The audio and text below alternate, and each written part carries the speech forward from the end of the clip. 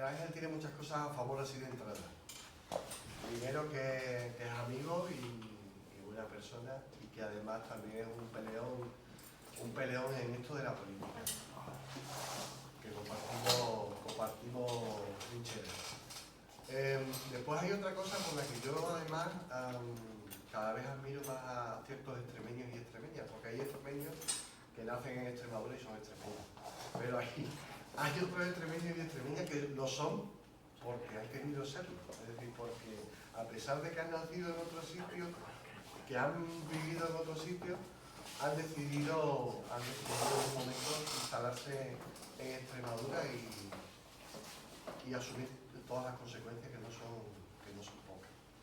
Y en eso también Ángel ha sido un valiente y es un extremeño con todas las de la ley. De la campiña sur además, y ha venido también con su bagaje político, con su bagaje cultural. Este libro de poesía, bueno, él tiene escrito varios libros de poesía, la mayoría, bueno, todos los que tiene publicados están publicados en catalán. Este es el primero que publica en castellano. Eso es también un aliciente, una barrera más. Los que tienen la suerte de hablar varios idiomas siempre lo dicen, cada idioma es un mundo, cada idioma es un universo que no siempre coincide exactamente con el otro. Para un poeta yo creo que todavía eso es más difícil, porque el poeta es más exquisito con las palabras, como se decía, ¿no? En la poesía no hay sinónimos, la poesía es la palabra exacta. Entonces, si no hay sinónimos es mucho más complicado que la novela o que el ensayo o que otros géneros literarios, ¿no? Y Ángel ha dado ese salto después de un tiempo y lo ha dado con este libro. Este libro que tiene como dos partes. Una se llama Cartografía del Olvido y tiene como dos partes en las que los poemas, a mi entender, pues son rápidos, de trazado rápido. A mí me recuerda, hay una aroma ahí como de haiku, porque enseguida pim pam pum y te ha sugerido algo, y en su caso además está relleno de un montón de referencias. Es cinéfilo y se nota, le gusta la música pop y tiene largo recorrido y se nota, la pop y rock y tal, y se nota también el tema de la naturaleza, está de fondo en todos los poemas, y está de fondo también los lugares que yo creo que has visitado casi todos, pero después de pensar, ¿qué más da? Que los hayas visitado o no los hayas visitado. Lo importante es lo que consigues transmitir en el poema al que nos dedicas. Y dedicas un montón de poemas a un montón de sitios muy diferentes. Y yo a raíz de eso he estado pensando en esto de la cartografía del olvido. El libro empieza con una cita de Gustavo Adolfo Bécquer de un poema, es la rima 66, que es una rima que a su vez hace referencia a un poema posterior, de Luis Cernuda. Esa rima tiene un verso que dice "Donde habite el olvido". Y ese es un poema, a mí me flipó siempre, de esas cosas que cuando las lees ahora así por casualidad y te lo encuentro en el libro de Ángel, digo, otro motivo más para estar contento con estas casualidades, ¿no? Que son las casualidades de la vida o de la cultura, o no se sabe muy bien cómo relacionarlas, ¿no? Ese es un poema extraordinario, el de Donde habite el olvido, de Luis Cernuda. Y igual es una casualidad o igual no lo es. A mí Luis Cernuda me parece de los poemas más importantes del 27, si no el que más. A mí personalmente el que más me gusta. Después, fíjate que estamos hablando de mucha gente, ¿no? Pero es de los que más me gusta. Ese poema tiene algunos versos tremendos, ¿no? Pero habla también de eso, de la disolución de uno mismo ante el amor y ante la naturaleza. Ante el amor y ante la naturaleza. Y tiene esto que ver con el tema de la cartografía. La cartografía al final las cartas de navegación son mapas. Y hay una cartografía hacia afuera, que es la cartografía que tú en los poemas hablas de lugares, de sitios concretos, y hay una cartografía también hacia adentro. Porque cuando uno se pierde, y se pierde mucho, también vamos trazando a lo largo de nuestra vida, vamos trazando esas cartas para orientarnos. Aunque sea para reconocer un terreno y decir, por aquí ya pasé antes. Ya, esto del desamor ya lo viví, o esto de la pérdida de alguien ya lo viví, y el mapa era así, ¿no? Y algo de eso está también.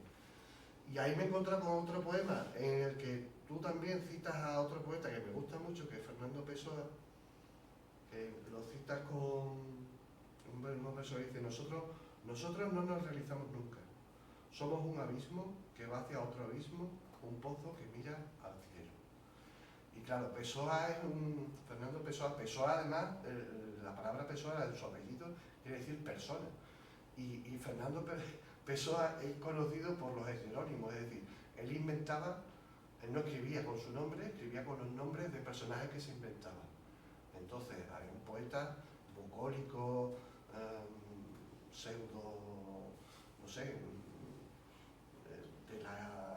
que quería imitar la cultura griega y tal y cual, que era Ricardo Reis, las odas de Ricardo Reis, y lo lees y te da tiene ese aroma clásico, bucólico y tal, ¿no? O hay Pacheco, pues Pacheco es otro poeta que tiene otra biografía, porque se inventaba la biografía entera, y escribía con otro estilo.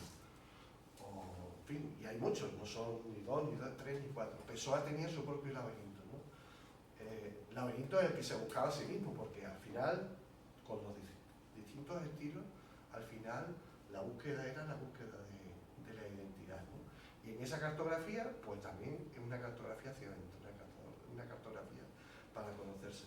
Y esa es toda la parte, y ahí tengo aquí, he cogido poemas y tal, después te pediría a alguno que lo lean.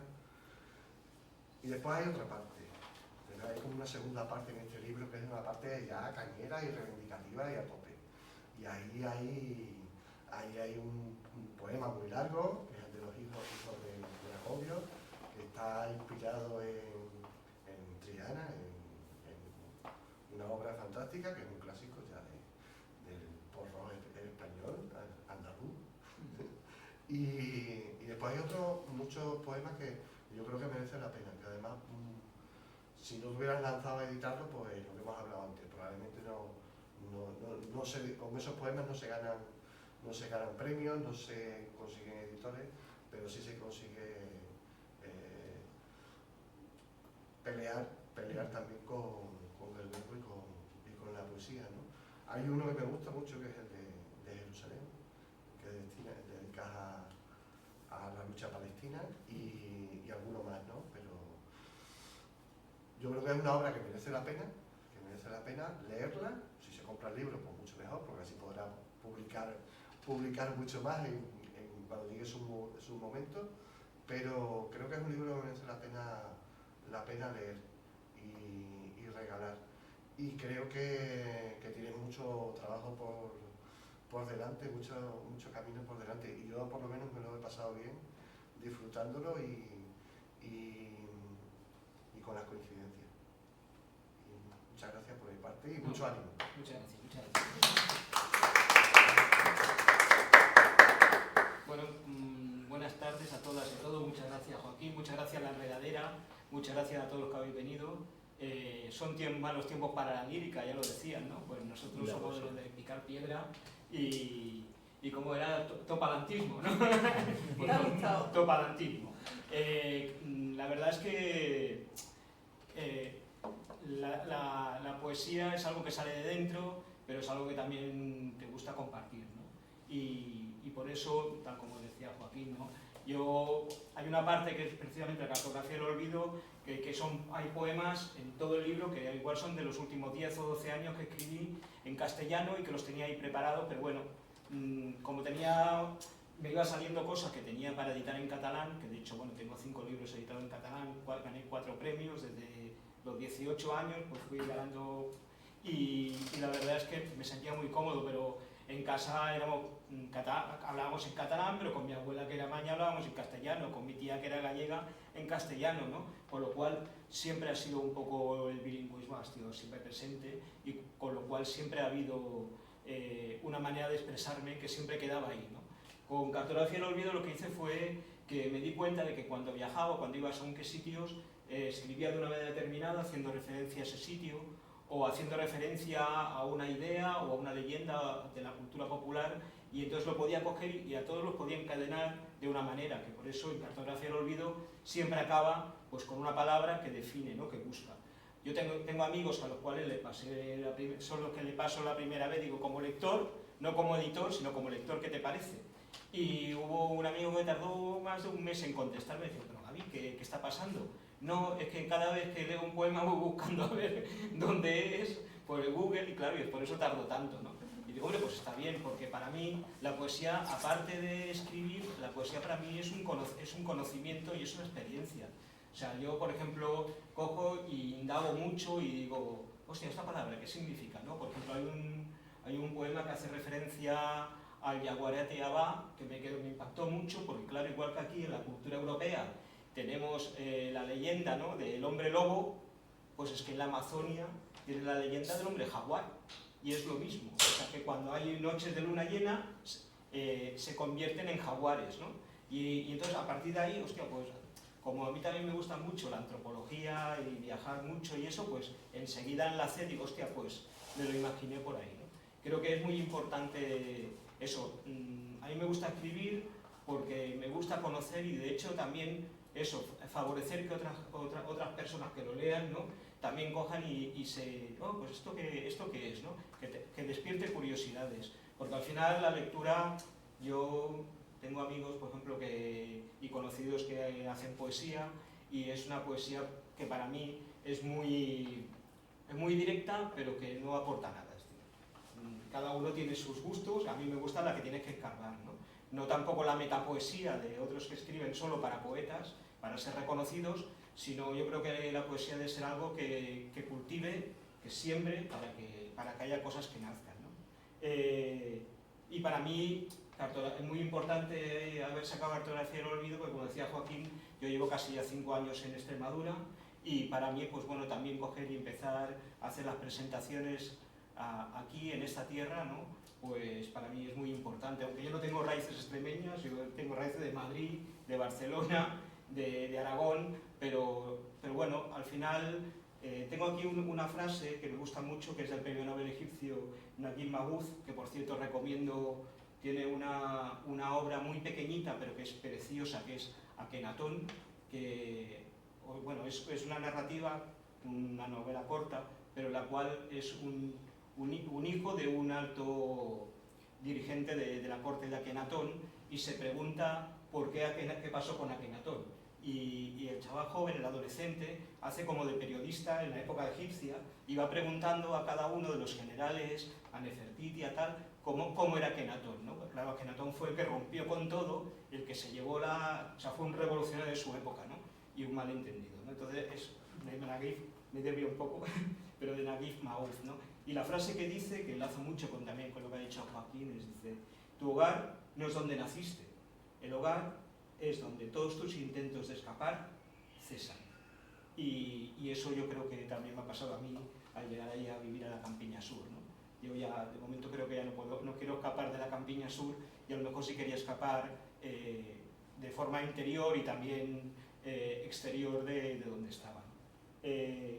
Decir que tengo que agradecer mucho a Atrapasueños, como decía también Joaquín, porque yo la primera parte de Cartografía del Olvido, yo creo que con el currículum literario que tengo, a otras editoriales más planas, más asépticas, hubiera entrado la primera parte, pero la segunda parte no hubiera entrado. Y yo, a Hijos del Agobio, que es un poema inspirado en Hijos del Agobio, pero también en Howl de Allen Ginsberg, tiene la idea es tener una cadencia. Es un poema que lo escribí en 35 minutos de una tirada sentado en una biblioteca de Santa Coloma. Y para mí, gané el José María Valverde con ese... habla mucho de mí, habla mucho de mi familia, habla mucho pues, de una Santa Coloma de los años 80, que, bueno, pues, en el cual pues, había la banda de los Correa, había secuestro de de autobuses, la que está tan luego en Santa Coloma hubo 9 secuestros de autobuses para subir a los barrios de arriba, ¿no?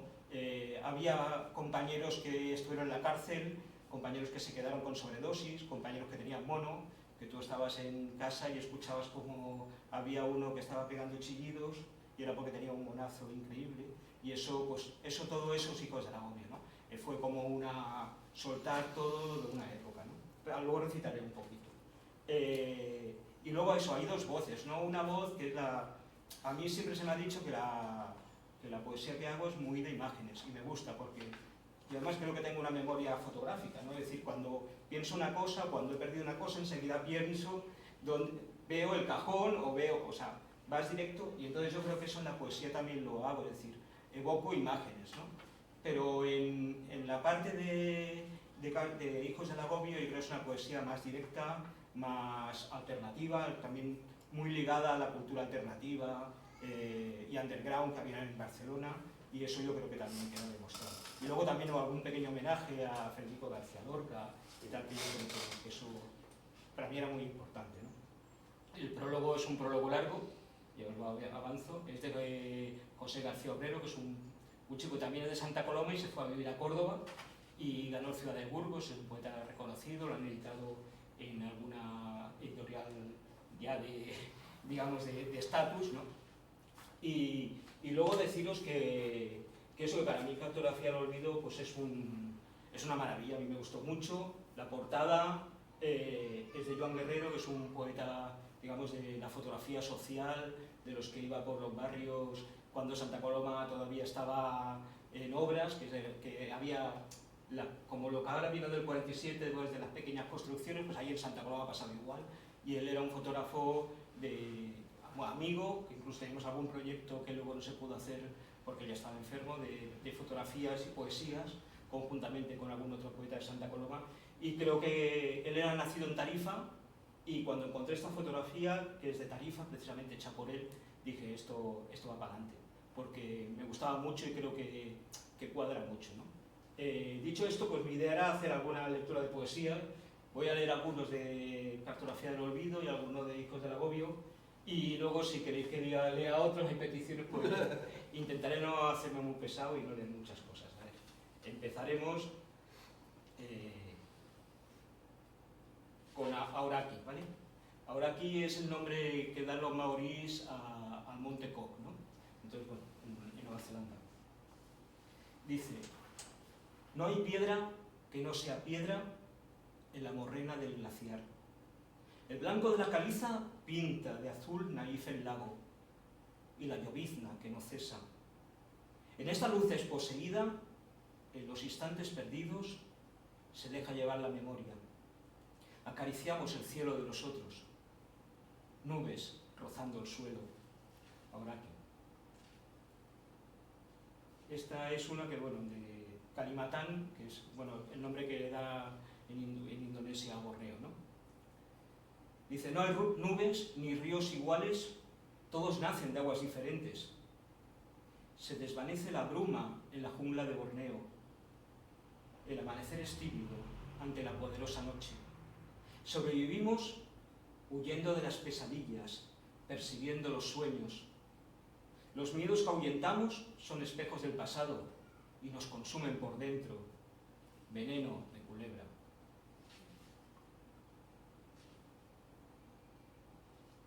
Este es, bueno, se llama Kepler Track, y bueno, un sendero que hay en el sur de Nueva Zelanda, en la zona casi de los glaciares, que yo hice una parte, no la hice toda porque tenías que subir muchas montañas y tardaba 3 días y yo no podía hacerla tanto, pero bueno, hice una parte y la hice solo, o sea, estuve caminando casi por ahí 20 kilómetros yo solo por medio de Nueva Zelanda, y bueno, esto es lo que me encontré.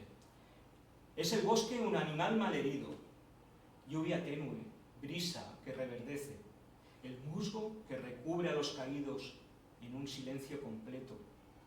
Solo la corriente del río y 2 encelados anades lo rompen, y el árbol se deja llevar, se estrangula y renace en líquenes en hiedra, árbol que será árbol, árbol que fue árbol.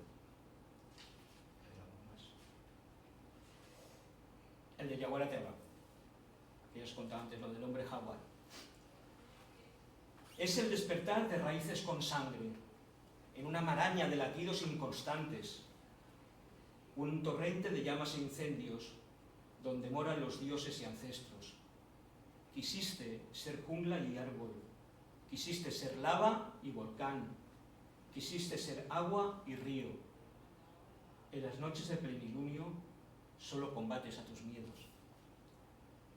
Hay algo más de... Este me gusta mucho, me lo leo mucho. Y este está inspirado en un cuento de García Márquez, que me gustó mucho, que os lo recomiendo.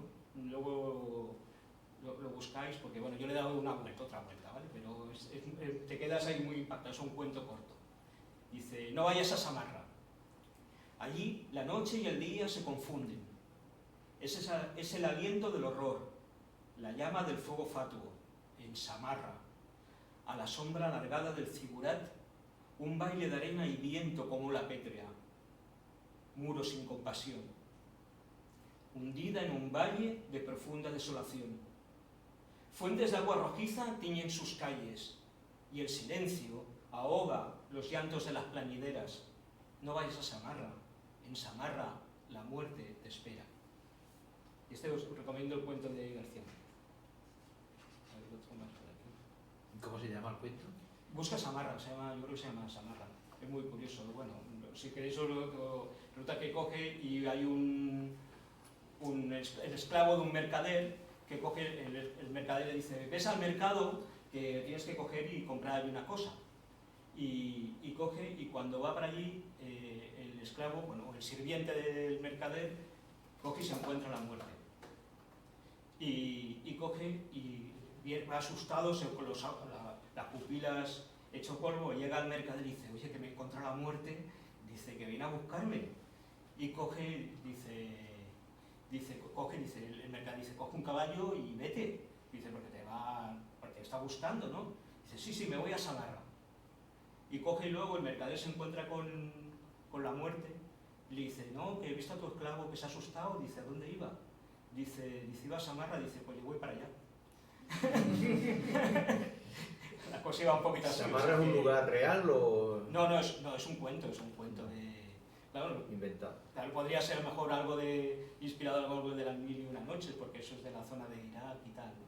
Bueno, Samarra es una ciudad de Irak donde hubo unos combates terribles. Sí. Los últimos es que yo me he quedado flipado, porque además lo seguí muy de cerca para unas crónicas que tenía que hacer.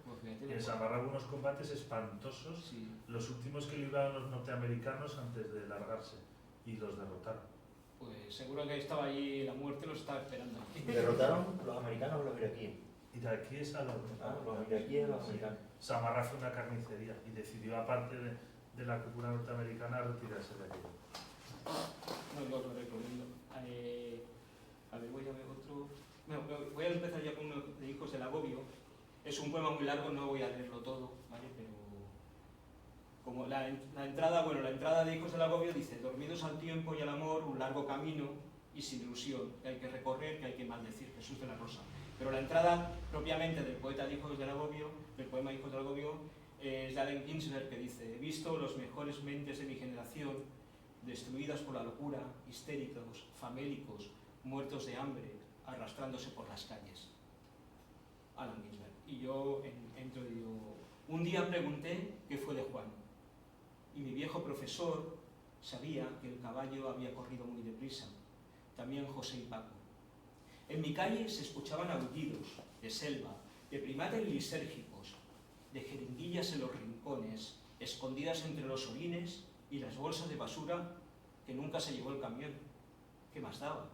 Solo era un barrio obrero, de jodidos hijos del agobio, de parados, de padres alcohólicos e hijos drogadictos, de camellos que antes fueron cobayas, de cobayas que nacieron limpios, dorados en días con sol, en verbenas y en primaveras, de amapolas en los descampados, de espigas de trigo como oro en la montaña, donde las parejas jugaban al despiste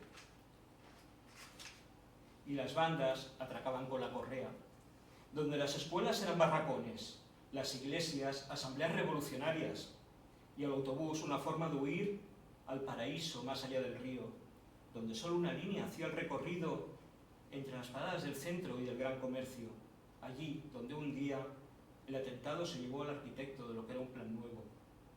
Entonces, muchos despertamos de la profunda levedad del ser, de las lánguidas y etéreas tardes del cineclub de arte y ensayo, de 100 pesetas para el fin de semana y de la cerveza con bravas en el bar de Cristo, donde de reojo mirábamos a sus hijas, que miraban a aquellos que saltaban vallas, que pudiendo ser Einstein, prefirieron ser cerebros de trapicheo y financieros del conteo de gramos, entre las podredumbres y las vomiteras del suelo de la frontera, donde sin embargo nacieron flores, claveles y girasoles.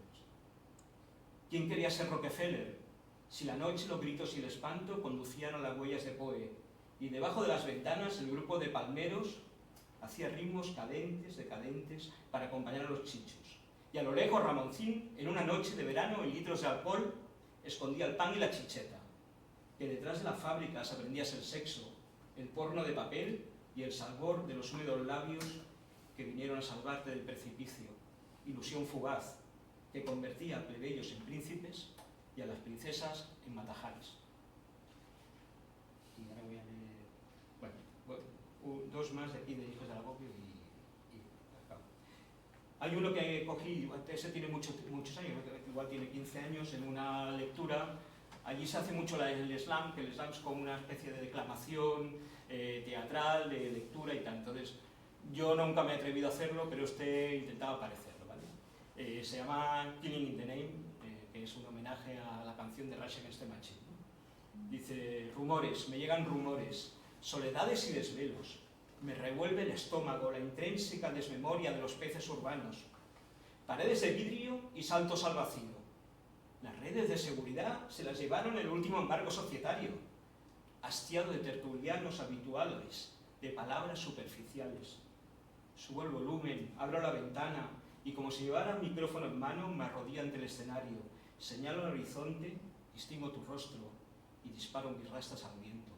Killing in the name, I no want to tutoria. Killing in the name, I no want to tutoria. Nube de ácido, disocianato de metilo, nos empieza a impregnar azul oscuro, nos quema los ojos, nos ahoga la voz, nudo en la garganta, furiosas palpitaciones. Apenas amanece. 25.000 cadáveres yacen en Bhopal. ¿Cuál es el precio de la agonía? ¿8.900 euros? ¿Dónde está el asesino? Killing in the name, I know what to tell you. Killing in the name, I want to tell you. Vivir al borde del precipicio, con el péndulo que va y viene. Tengo clavados los ojos de Maíra en el hoyo agónico, Nevado del Ruiz o tantos otros. Chabolas pulverizadas bajo los escombros. ¿Por qué Haití ya no sale por la tele? Vida sin precio y precio por una vida. Ciudad Juárez desaparecidas. La muerte no llama a la puerta. Killing the name, I no want to Victoria. Killing the name, want to Victoria. Para acabar de esta parte, bueno, dos más. Para acabar, hay uno que tiene una historia y el otro también. Bueno, resulta que en Llerena, resulta que había un chico que cogió, que también escribe poesía, y en el encuentro de poesía en Llerena me lo encuentro, se llama Iván, cogió y hubo las elecciones municipales y resulta que salió elegido por el PP. Y yo me enteré de que él había estado en Podemos. Y cogí y le dije, hombre, digo, te has presentado por los malos, ¿no? Y me hizo ahí una perorata diciendo, no, es que no hay buenos ni malos, aquí en los pueblos no hay buenos ni malos, al final es lo que son las personas. Ahí quedó la cosa, ¿no? Yo me quedé un poco parado. Esa misma noche, en Casas de Reina, en un restaurante a 10 kilómetros, a otro pueblo, coge y él estaba aquí recitando, porque era como una jam, él estaba recitando y yo estaba ahí y con los ojos mirándome a mí, me hace un poema contestándome y como justificándose de por qué no había ni bueno ni malo, ¿no? Y entonces yo este año pasado, en el encuentro de poesía, mirándole a la cara, pues también le cogí y le dediqué esta poesía. Verás. Digo, no, claro, y además lo dije en el encuentro, pues está grabado, ¿eh? Le dije, digo, igual que esta persona, no dije que era él, pero él sabía exactamente que sí, lo dijo, le había gustado mucho. Cogí y le dije, digo, hombre, digo, igual que él me ha hecho una poesía, digo, yo le tengo que contestar de la misma manera, ¿no? Y entonces, bueno, la entrada era, pregúntense si es una mujer la que no tiene cabello ni nombre, ni fuerza para recordarlo, y sí mirada vacía y el regazo frío. Primo Levi. Y este es el único que tiene dedicatoria, que es a la acción de memoria histórica y democrática de la Campiña Sur. Y el poema dice: de buenos, malos y regulares. Aquellos que solo conocen un mendrugo hecho de harina de maíz, que escarban la tierra y comen arcilla. Aquellos que fusil en mano obedecen y disparan cuando los pobladores se preguntan por qué un mendrugo y arcilla. Aquellos que se levantaron en el amanecer de los tiempos contra los poderosos y los mataron al anochecer. Aquellos que en nombre de la unidad, de la grandeza y de su libertad dictadora expulsaron de sus nidos a tantos mochuelos que se perdieron en la cartografía del explotado. Aquellos que lanzaron poemas sobre la Francia ocupada y en tu nombre hubo una llovizna de cultura. Aquellos que profanaron la tumba de Estellés, hicieron estallar el Papus, prohibieron la sardana, quemaron libros como escribió Ray Bradbury. Los que miraron a otro lado, los que nunca renegaron de su pasado atroz, que su árbol genealógico se remonta al primer tirano, los que les acompañan sin palidecer, como si lo uno y lo otro no hubiera sucedido, como si Ana Frank, los nazis de Auschwitz y el habitante de Ámsterdam que copulaba con el terror, como si Miguel Hernández, el redactor de su sentencia y el que guardó silencio en su defensa, como si aquel, nosotras y nosotros fuéramos lo mismo.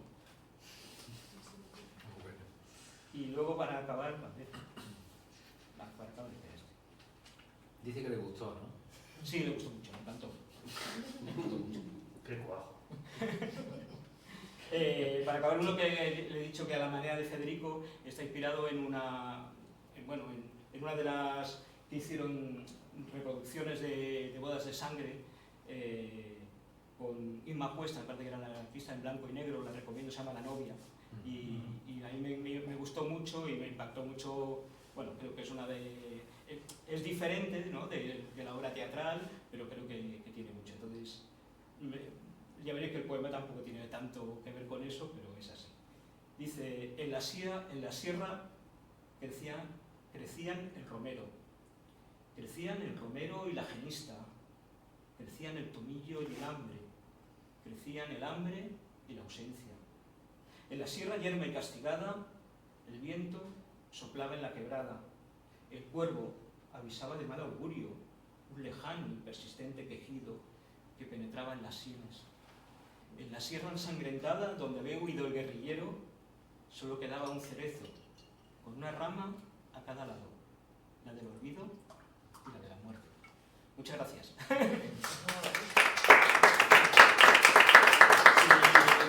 queréis que alguna propuesta de lectura o si queréis hacer una pregunta o así, pues como vosotros veáis.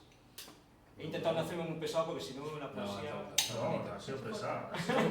Ahí has hecho mención a Inma Cuesta y me ha recordado a la voz dormida, ¿sabes? Que Sí. el libro de Dulce Chacón que hizo la peli, Sí. Benito Zambrano, Sí. y ella la protagoniza. Sí. A mí es que, sobre todo la novia, la Tarara, porque la escena esa en la que está bailando ella, para mí es magistral, o sea, yo creo que, vamos, me impactó mucho. Y luego, bueno, me inspiró este poema que, como veis, tampoco no tiene que ver con bodas de sangre, pero bueno. Buena cosilla más. ¿Queríais que leyera alguno que me haya leído o tenéis alguna propuesta? Yo quisiera que leyeran más. Sí, bueno, voy a leer alguno más. Hombre, es que, a ver, la obra en la voz de quien la crea, dita de otra manera. Hay dos que son, uno que se llama Campiña Sur y otro que es Valle del Ejerte. Sí. ¿Sabes? Pues venga, de excursión. Sí, Al sur y al norte. Es que hay algunos que tienen por ahí Campiña Sur, hay algunos que hacen referencia a ver si lo encuentro. Campiña Sur está a la página 41. Mira, ¿ves? Perfecto. Y el del Ejerte en 62. Dice: pobre y triste, ignorada y sola. Esta tierra baldía que no conoce de aliento. El sudor riega sus campos. Abandonada su suerte, donde la parca seduce con su sonrisa. Sollozan las hojas, que no ha de quedar ningún sueño que no se transforme en silencio. Y como veis, bueno, hace referencia a Tierra Baldía, ¿no? Vamos, hace referencia a otros poetas y Hollow Man también, ¿no? Y luego 62, me has dicho. 62. 62. Sí, va a Ejerte. Dice, fuimos dorados peces en peceras contiguas que los rayos de luz convertían en arcoíris. Fuimos pasajeros demasiado ambulantes para organizar los lares. Fuimos siroco que arrastraba arena. Fuimos gotas de rocío. Y después hay otro que propongo también, que es el de la página 83, porque este es un cinéfilo que se nota, ¿sabes? Así es. Como está con mirada de cinéfilo, Sí. y se nota. Este, por ejemplo, bueno, además me conecta mucho porque a mí me gusta mucho lo que antes os he comentado con lo de donde habita el olvido, ¿no? Que tiene la conexión Becker, Cernuda, Sabina, ¿no? Entonces, esas conexiones son maravillosas, ¿no? O es como la conexión de cuando en Apocalipsis Now, ¿no? Marlon Brando, y me parece que lo tengo por aquí, cuando Marlon Brando coge y recita el comandante Kurz, ¿no? Recita un poema, ¿no? Y claro, es que Apocalipsis Now está basado en una novela de Joseph Conrad, ¿no? Y, El corazón de las tinieblas. El corazón de las tinieblas. Entonces vas cogiendo y vas ligando, vas trazando cosas, ¿no? Pues con este pareció, porque me gusta mucho Rem, ¿no? Y entonces hay una canción de Rem que es About the Letter, que está escrita en memoria de River Phoenix, ¿no? Que bueno, el hermano de Joaquín Phoenix, que murió después de una sobredosis en el Viper Room, que era muy amigo de Johnny Depp, bueno, ¿no? De toda esta gente. Y bueno, pues un poquito me inspiró esto. Dice, no me contaste todo en la penumbra antes de cerrar los ojos. Speed, Valium, Persian Brown. Andabas entre Idaho y la costa de los mosquitos.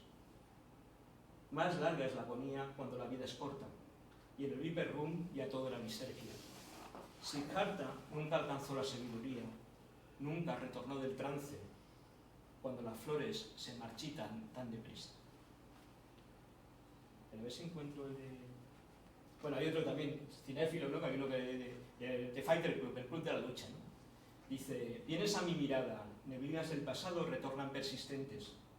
Crucé aquel puente colgante, valles malditos, silencio, mudo, trueno sin tormenta.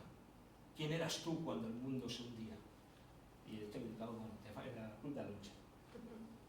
Y había otro, a ver si encuentro el de...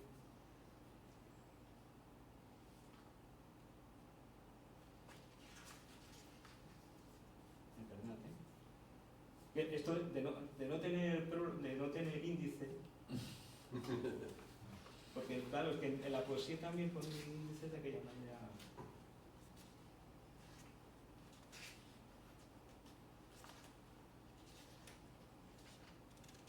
Ah, sí, mira, este de lo que os decía de enlazar cosas, ¿no? Dice, hace tiempo que maldice este silencio, solo brumas en un aire denso. Asamblea de anales en atardeceres de hierbas y horizontes lejanos. T.S. Eliot descansa con su último verso. Desconoce que Brando le pondrá voz, una voz eterna, una voz atávica que desborda sangre y cenizas. T.S. Eliot se arranca el corazón, donde el Congo es el Támesis, donde el Támesis es el Mississippi. Las raíces se revelan para ver el sol. Fango, que era fango. Arcilla, que ahora es belleza. Y le he dedicado The Wasteland, que es otro poema de T.S. Eliot, ¿no? Y, a ver.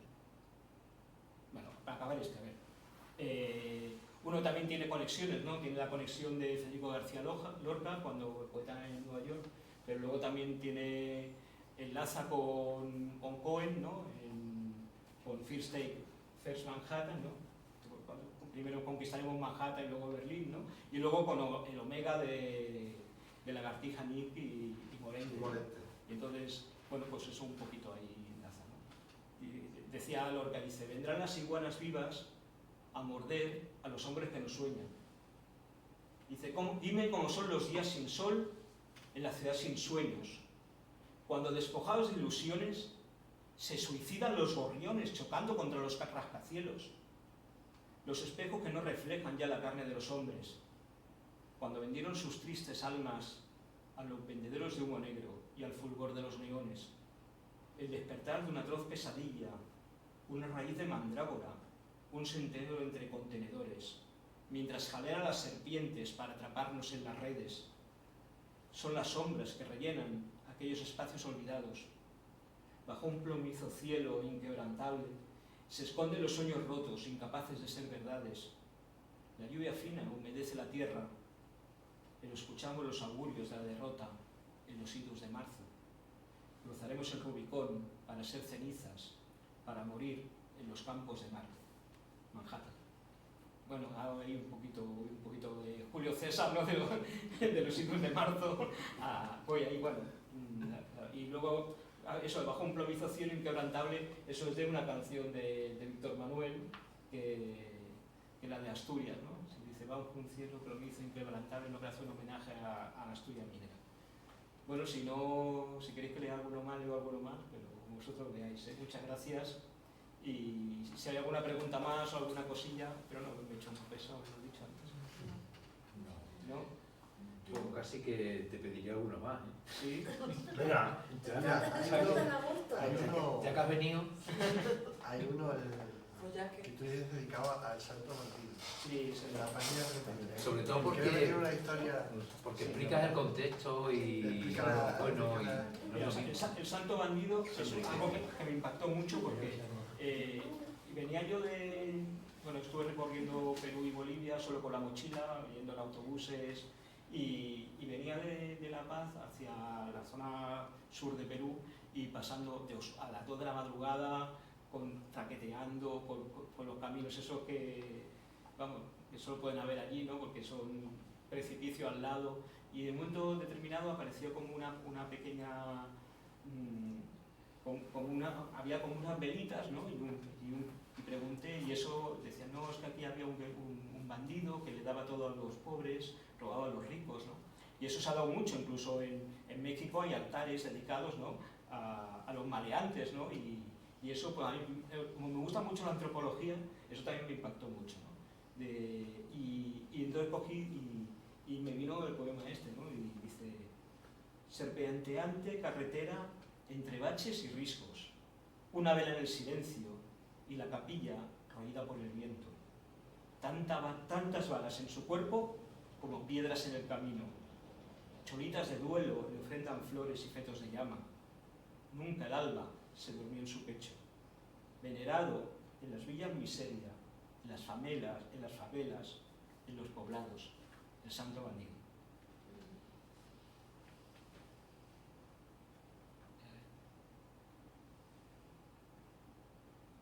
Mira, este cogí también, estaba me gusta mucho el ajedrez, yo creo que con eso también lo compartimos. O sea que tú seguro que eres más bueno que yo. Me gusta mucho el ajedrez y resulta que en Reykjavik se dio la circunstancia de que hubo allí, digamos, la batalla del siglo, ¿no? Entre Fischer y Spassky, ¿no? Y resulta que en el museo de Reykjavik pues, se conserva el tablero donde jugaron, ¿no? De hecho, a partir de ahí Fischer renegó, o sea, acabó renegando de Estados Unidos, sobre todo a partir de también de la guerra de Yugoslavia y de los bombardeos que hicieron, renegó y se hizo apátrida, ¿no? Y bueno, ese fue un choque muy... Además, los americanos lo vendieron como la guerra del tablero de la Guerra Fría, ¿no? Y Spassky, Fischer dijo, aquí no cuentes conmigo, ¿no? Y luego eso también lo llevé a un terreno sentimental, ¿no? Ya veis que al final, si lo lleváis a un terreno sentimental, tiene también sentido, ¿no? Dice, fui elegante en la apertura. El juego intermedio lo desarrollé de forma correcta. Perdí bastantes peones, quizá me enroqué fatal. Seguí insistiendo, pieza por pieza. Pensé, esta vez no me ahogaré, pero tampoco acabo en tablas. Elegiste la silla, el tablero, el mes. Nos encontramos en tierras de hielo de niebla permanente. Nadie confiaba en mi victoria. Quizás sea el momento de renunciar a mi nacionalidad, a mi patria, a mi identidad. Fischer, Reykjavik. Pues también se da la circunstancia de que viajé con una pareja a Islandia, en ese viaje precisamente, y nada, pues tuve que renunciar a mi patria, bueno, que fue el último viaje que hicimos juntos, ¿no? Con lo cual, bueno, eso también tiene mucho de una partida de ajedrez que has perdido, ¿no? Perdiste la dama. Pero no, la dama, el que perdí fue el rey. La dama se libró. Jaque mate. El que perdí fui yo. Bueno, alguna más, a ver, alguna más. Mira. Te iba a preguntar si tenías, precisamente ahora, si tenías alguna poesía con el amor como Sí, tema. hay algunas, sí. No, me refiero con el amor romántico, ¿eh? No, Sí, bueno, sé que el amor se puede aplicar mucho. Sí, hay algunas, espera, a ver. A ver si- hay algunas también, que no solo descripción de...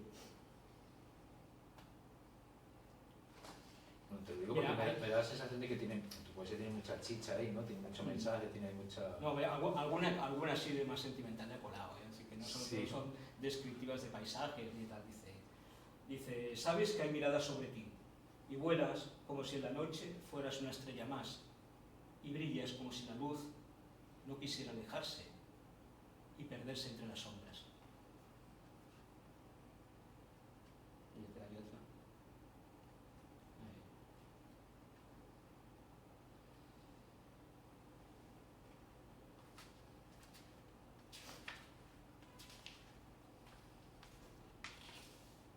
Mira, esto Pilar de la Borriquera es justo al lado de mi casa y mi pareja, bueno, yo me he venido a Extremadura, tenía que venirse y llevamos, bueno, ella ha tenido que volver a trabajar porque tenía que pedir la enfermedad, no se la han dado y se pasa mucho tiempo en Santa Coloma y yo aquí, ¿no? Y esta, pues Pilar de la Borriquera, bueno, pues describe un poco eso, ¿no?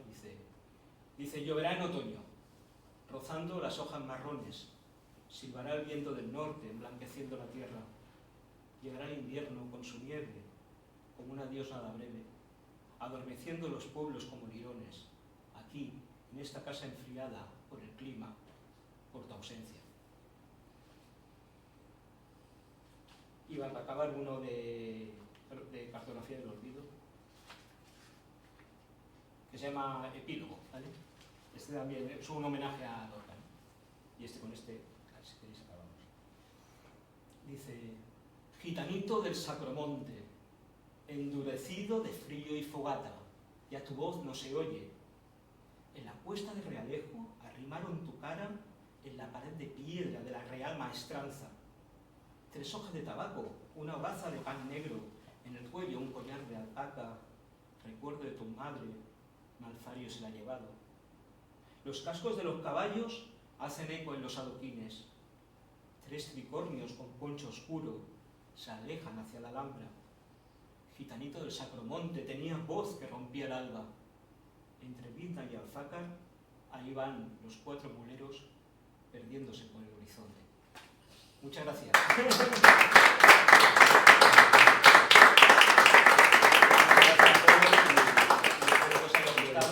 Y os prometo volver, bueno, hago como volveré, os amenazo, ¿vale?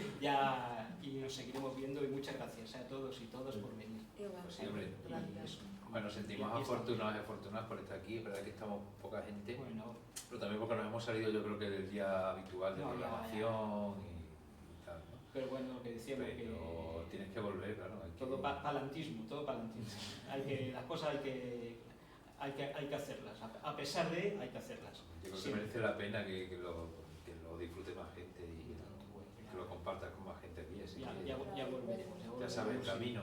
Sí, ya volveremos. Te quería preguntar por qué Villa García de la Torre, ¿qué es lo que te ha llevado a Villa García? Mi pareja es de allí. ¿Es de allí? Sí, porque mi pareja es de allí y un momento en el cual yo la verdad es que yo estaba buscando en Santa Coloma otras cosas, estaba buscando ya y un momento en el cual pues vine de aquí de vacaciones a Villa García y eso, la casualidad que entras en internet y ves una casa en el campo y dices, hostia, pues esta casa está bien, digo, pero es para venirse a vivir, no es una casa en el campo, no puedes dejarla para venir 2 veces al año, o sea, que no somos ricos, que si es para venir a vivir es para cuidar, estar en la casa, ¿no? Y sí, y vamos, tiré para adelante y bueno, estoy a 10 minutos andando al centro del pueblo, pero la casualidad es que llegué y resulta que tengo 120 olivos, tengo una piscina, me dejaron un tractor y digo, bueno, pues tendré que coger aceituna, me están obligando, ¿no? Y eso, y nada, y estoy muy cómodo, la verdad es que estoy muy cómodo. Yo no me hubiera, por ejemplo, si hubiera sido una casa en medio del pueblo, no me hubiera ido a la casa en medio del pueblo, porque hubiera sido abrir la puerta y encontrarme con la acera, encontrarme con el coche aparcado, hubiera sido lo mismo, y entonces cuando lo vi digo, pues bueno, y ahí estamos, la verdad es que muy bien.